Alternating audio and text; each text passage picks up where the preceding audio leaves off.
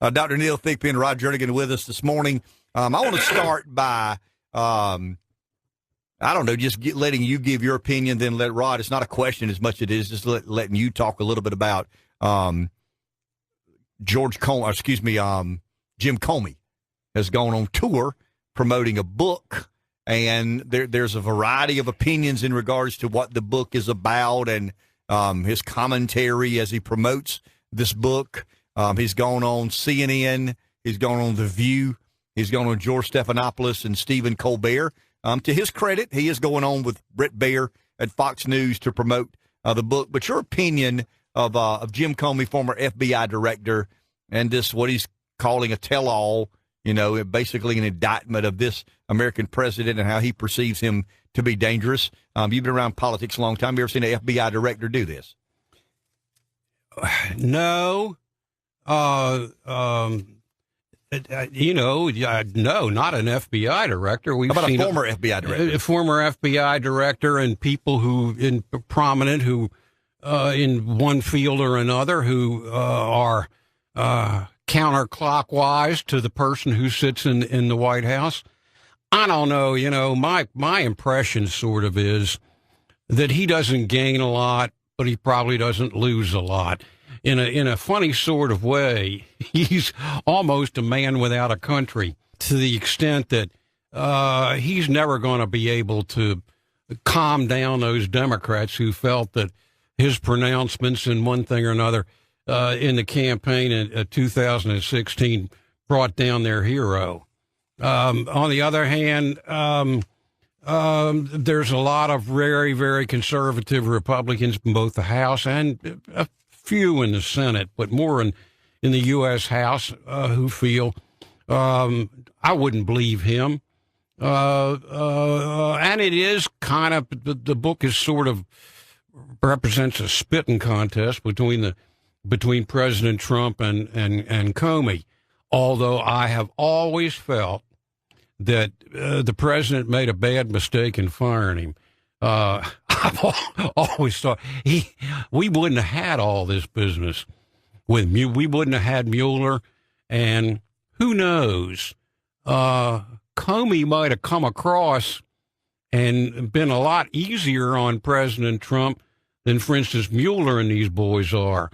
That it was a bad mistake, but I don't think that Comey's picked up any support that wasn't there for him already, or a condemnation that wasn't there for him already. Maybe it kind of gives him a little bit of a chance, a little bit of a vendetta, but doesn't kind of thing. Calling President Trump, likening him to a Cosa Nostra boss, and there are a few little interesting things. He's comparing his relationship with President Obama to that with President Trump. And one of the small things that I kind of gleaned out of that I thought was fairly accurate was that Obama was a much more cordial guy and had kind of a sophisticated funny bone. And what he says about Trump is Trump ain't got no funny bone, not in the slightest. He doesn't think in humorous terms necessarily. Interesting, But other than that, I don't place a lot of strength on his side for having done it. I don't think I would have done it, written the book at least. Rod, I would have written the book. Let's look at it this way, and let's step back and just, let's say you're a European, look at the situation. You said FBI, it's never been done. I enjoyed what was his name? The Corey Lewandowski said, J. Edgar Hoover never read a book after he left the FBI. Well, that's because he died in office. He did. Corey, just a little bit of history. Sometimes you need to consult a history book or go Google J. Edgar Hoover. Look at it this way, Ken. Have you ever seen a president criticize and come out and attack a sitting FBI director like he did Comey from the get-go? Secondly, now that Comey's gone, he's let out vicious attacks against the present FBI director, which is his man. He put him there. So you've got a unique situation. Again, it goes back to what you'd say, the Trump phenomena. This is not the way things are done or had been done, good and bad. You're seeing both sides. Now, if I'm Jim Comey and I got fired, what did you find out over Twitter? Is how you think he found out? Was it Twitter he found out? Then he got a phone call out in L.A.? The president sent Keith Schiller, but he's out in over L.A. to the Justice Department with a memo saying he was out. Comey was across the country. Country's in L.A. and finds out. So you don't even. That's the thing about Trump. I mean, he's big deal on the TV show. You're fired, but he's never done it personally since he's been president that I'm aware of. Well, he's done it with tweets. Well, thank you very much. That's his style. He's got a little millennial. But anyway, let me finish. He fired Rex Tillerson, through a tweet. Yeah, so he likes it. Well, anyway, so publishing the book doesn't shock me because there's never been an FBI director treated the way Trump has treated him, good or bad. I mean, either or. You just stand back, object, and look at it. No one has been attacked by a president, an FBI director, president or former, like Trump has. Right or wrong? Okay. So he goes and writes the book. I think it's funny that Trump was talking Comey a leaker, and as soon as the confidential memos, and they're not secret, but they were confidential, are given finally to the House leaders, they're out in about 5 minutes. I mean, they've been released to the House, and then the House leaks it to the press as fast. And it was interesting because I was watching, it's my wife, Lisa's about the most apolitical person, but she hates Donald Trump, I can tell you that. And she loves Rachel Maddow. Lisa's turned into a liberal, brother, I'm telling you. And I ain't liberal. I'm a moderate Democrat. Lisa's on these some of these things. And so the TV was on Rachel Maddow, and he was on last night. And really, be honest with you, I have not watched these interviews. Be honest with you, I have not watched these interviews. And one of the things she pointed out to him, all the memos pretty well matched the book. There wasn't anything that was contradictory to what he had in the book. Now, so I think he's telling the truth. I think everything he said is true. And then you put it in the category as a professor, back to higher education. A professor used to ask me, what? Now what? So what? I mean, that was a great line. Again, going back to higher education. By the way, higher education, you were so wrong this morning. Sure, so wrong. Because I'm telling you what, I didn't learn anything about girls and women until I got to Carolina. So it was worth it. But anyway, So here's the thing. So looking at Comey, let me tell you how I feel about it. Am I going to buy that book? Oh, no, I ain't buying that book. I look at Jim Comey, and I think he's an honest man, and I really do think he's a decent man. And, and it's almost like a woman scorn coming out and writing. Trump asked for it when he fired him. Well, now he's getting the scorn and the Jim Comey, being humble and kind. He asked for it. I look at the Jim Comey as the guy that cost Hillary Clinton the election. Now, was it the proximate cause? No. But remember now, right before the election, they asked Trump's favorite lawyer, the polls, and he says, which polls is he behind? And what was the answer? All of them.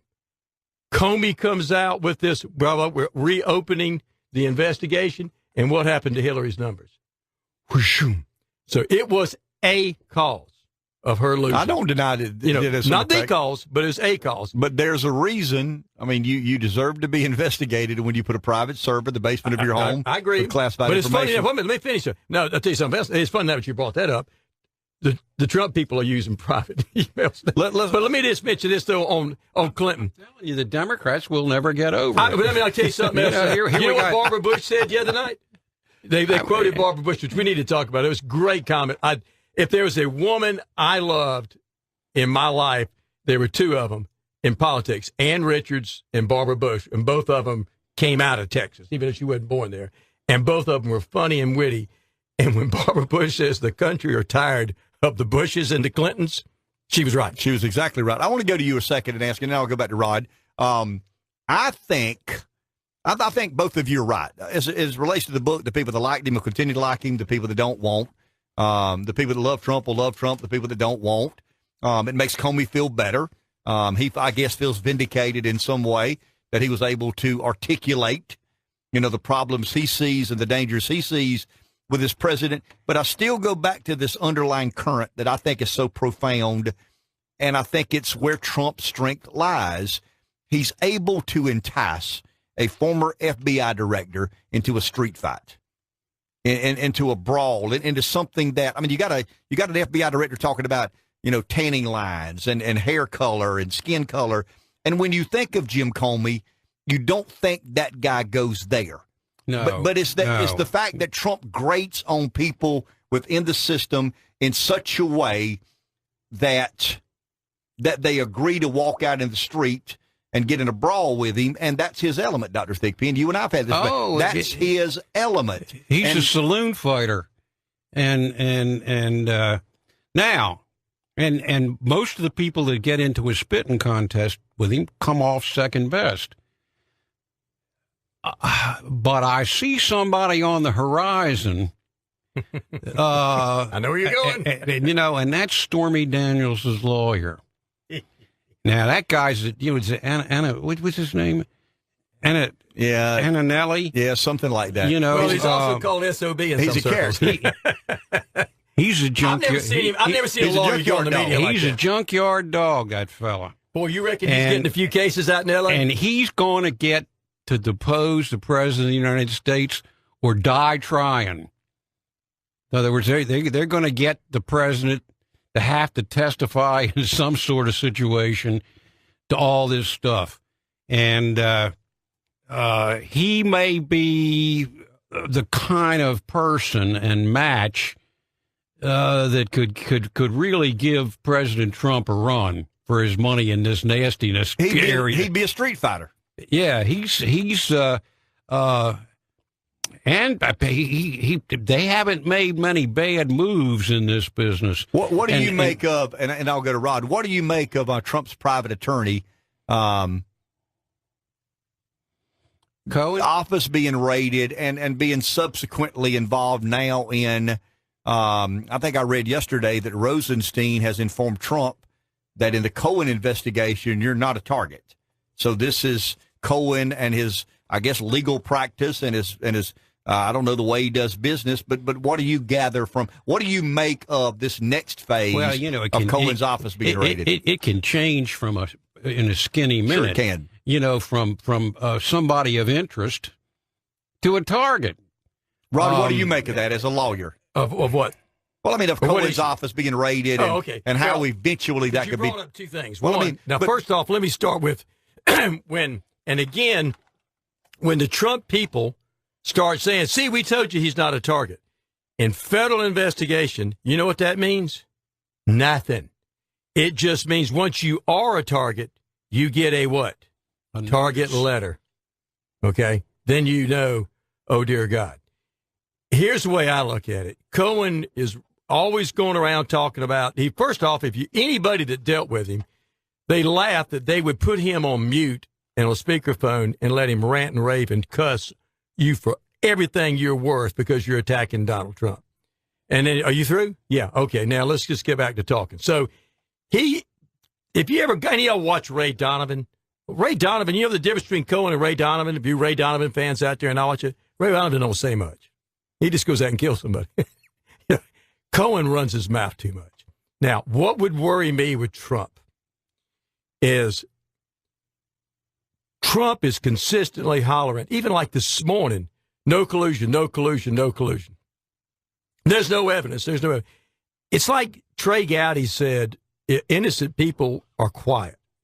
And as Patrick McLaughlin sent me a text this morning, and I hadn't heard this phrase, Ken, in I don't know how long, a hit dog howls. And Trump keeps howling too much. And he's running his mouth too much. And he's howling, no, no, no. If there's any evidence of collusion, if there's any evidence of a crime, where would it be? Cohen's files.